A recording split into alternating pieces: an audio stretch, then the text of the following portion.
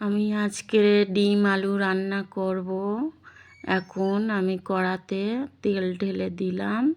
আসসালামু আলাইকুম, আপনারা কেমন আছেন? আশা করি অনেক অনেক ভালো আছেন। আমিও খুবই ভালো আছি। এখন আমি কড়া থেকে পেঁয়াজ দিয়ে দিলাম, আদা রসুন দিয়ে দিলাম, নুন দিয়ে দিচ্ছি। দিয়ে আমি একটু ভালো করে নেড়ে চেড়ে নেব।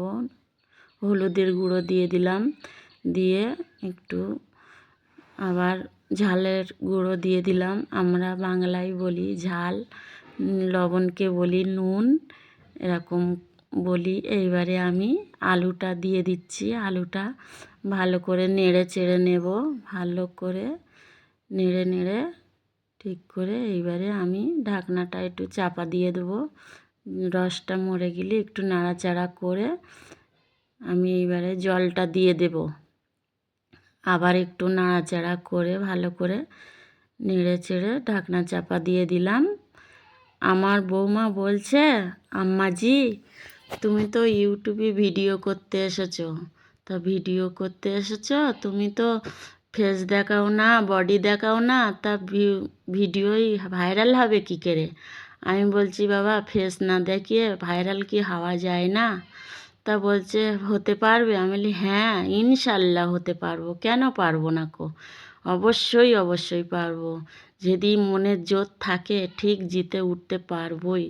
আমি এখন আলুটারে ভালো করে কষে নিয়ে এইবারে আস্তে আস্তে জালটা চুলোয় থেকে, আমি একটু চুলোয় রান্না করতে একটু অসুবিধে হয়, কিছু করার নিকো করতেই হবে, যেহেতু একটু চুলোয় রান্না করে খেতে ভালো লাগে। এখন আমি ঢাকনাটা চাপা দিয়ে দিচ্ছি, খানিকক্ষণ থাকবে। আমার ডিমটা লাল করা ছিল, এবারে আমি ডিমটা দিয়ে দিচ্ছি।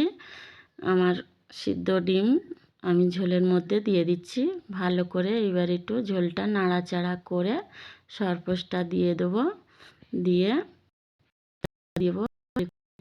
ফুটে উঠলেই নামিয়ে আবার দেবো ভালো করে একটু।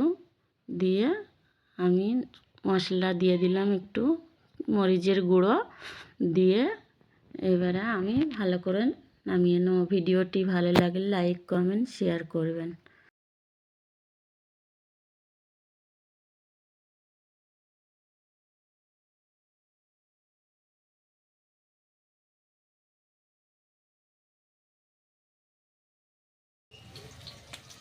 চিংড়ি মাছটা তেলাটা একটু সেদ্ধ করে ঝাল করে গুঁড়ো ঝালটা লেগে দিয়ে সব মশলা এটা দেখে কাঁচা ঝাল